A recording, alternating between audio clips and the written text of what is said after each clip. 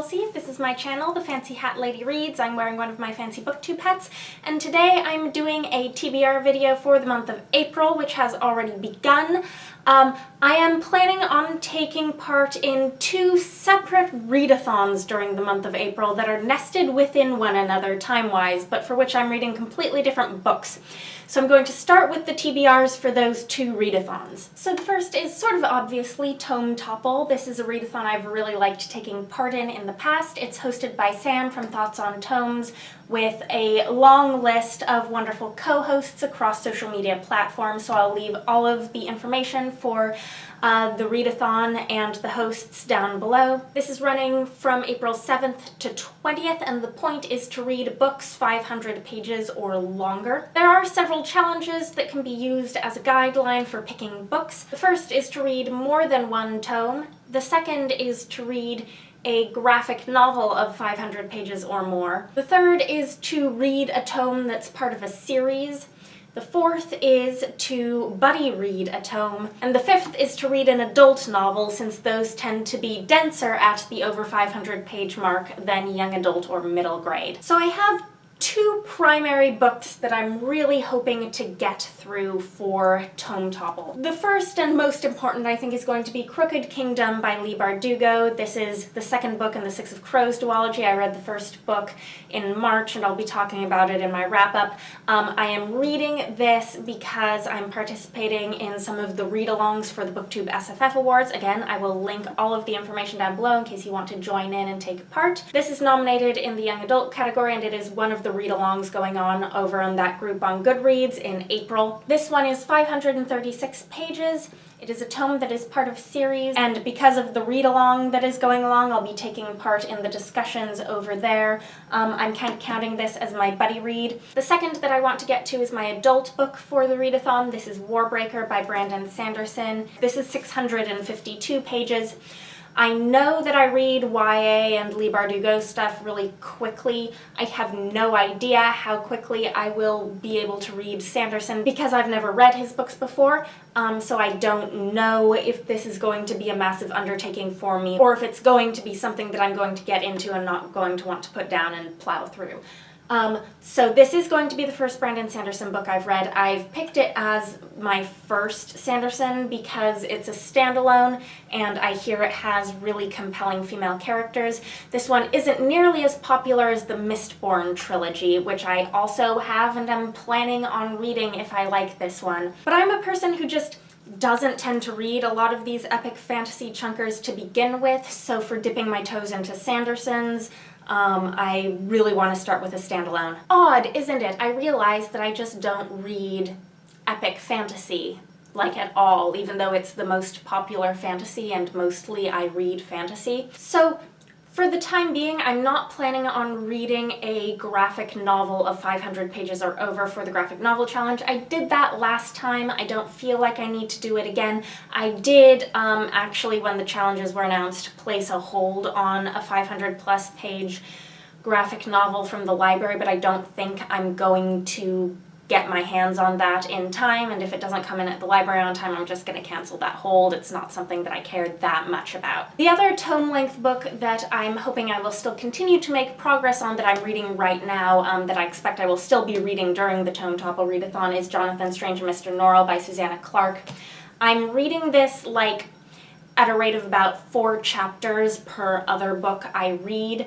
I'm absolutely loving this, and I'm really enjoying reading it at a slow pace. That's not something I tend to end up wanting to do with a lot of books, but for me, for this book, it just seems right. So I'm not planning on trying to, like, speed up and finish this during TomeTopple because I don't want to ruin this sort of leisurely experience that I'm having luxuriating in this book. But I am going to continue working on it at the same pace that I'm reading it now during the 2 weeks of the readathon, because it definitely counts as a 500+ page book. It is over 1,000 pages. I think it's 1,006. Yes, this is 1,006 pages long. So I mentioned 2 readathons. The second readathon in April that I want to participate in that's going to overlap with the TomeTopple is the Unicorn Readathon. This is going to run from April 9th to 15th, and it's co-hosted by Roya from Unicorn Hunting Books, Emily Hornberg, and Kayla from Heroic Pages. Again, I will link all the information for you. And the goal of this readathon is to read books with magical creatures in the title, on the cover, or in the book. Besides that, there are no specific challenges. So mostly I think I'm going to want to focus on the TomeTopple books, especially since I don't know if something like Warbreaker is going to be a quicker read or a slower read for me. I want to make sure I finish both of those books during the TomeTopple, but I also really want to participate in this readathon. So I've chosen a book for this that I know I'll be able to read fairly quickly. This is The Girl Who Soared Over Fairyland and Cut the Moon in Two by Catherine M. Valente. This is the 3rd book in the Fairyland series. They have all sorts of magical beings in them. And all of the books also have the character A through L on the cover, who is a wyverary, which is a cross between a wyvern and a library. So this has a magical creature on the cover and many within the pages. I dearly want to finish reading the entirety of this series by the end of 2017. I own all of them, and I loved the first 2 very much. And then if I read that one and feel like I'm having time during the Unicorn Readathon, I've got another book on my Kindle that I can read for this. I got my Kindle for Christmas. This ebook thing is relatively new to me, but I did just take the plunge and sign up for a profile on NetGalley. And the first book I've gotten approved for on NetGalley is a book called Sealskin by Sue Bristow. And this, as implied by the title, is a Selkie story, and I also don't think it's that long. So I'm hoping I'll be able to get to both of these books and still finish the TomeTopple reads, but we'll see. So then I have some other books, obviously, that I want to read during the month of April. I've already finished one book in April that I started at the end of March, and that is The Seventh Bride by T. Kingfisher, who is Ursula Vernon writing under this pen name. This is a loose, Bluebeard-ish retelling fairy tale book. I enjoyed it quite a bit, and I'll have lots to say about it in a wrap-up. And what I'm reading right now, beside Jonathan Strange and Mr. Norrell, is Amberlow by Lara Elena Donnelly.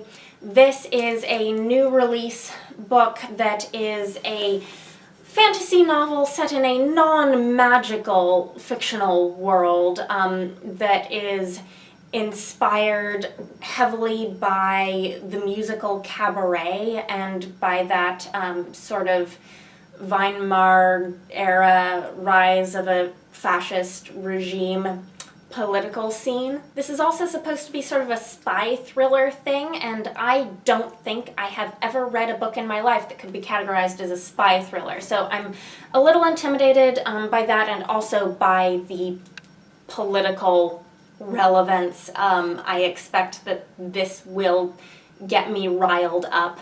I've been nervous since the American election of reading this sort of book that I think will get me riled up in that particular political way. But I feel like I'm ready for it now, and I feel like I've been feeling for a few weeks now like I've been sort of chomping on the bit for it, like I want to read something that's going to put some fire in my belly. Like, there are a whole ton of these books, like Farthing by Jo Walton I bought right before the election, and then I was scared to read it for a while, and now I'm eyeing it like I kind of want to read you. So we'll see if I'm still in that mood after reading this book, but I need to read this pronto because it's due back at the library in a couple of days. And as you can see, I am not that far along in it. I mentioned the BookTube SFF Awards read-alongs because I'll be reading Crooked Kingdom this month.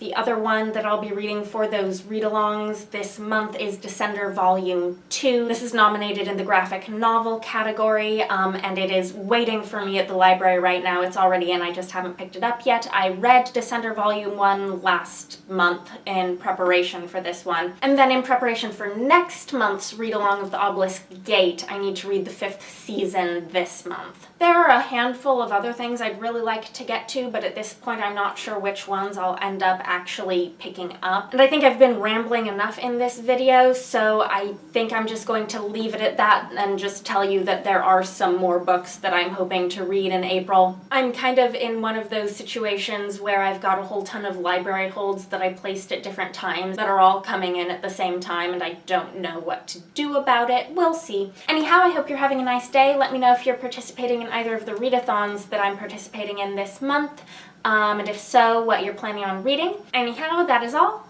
Bye for now.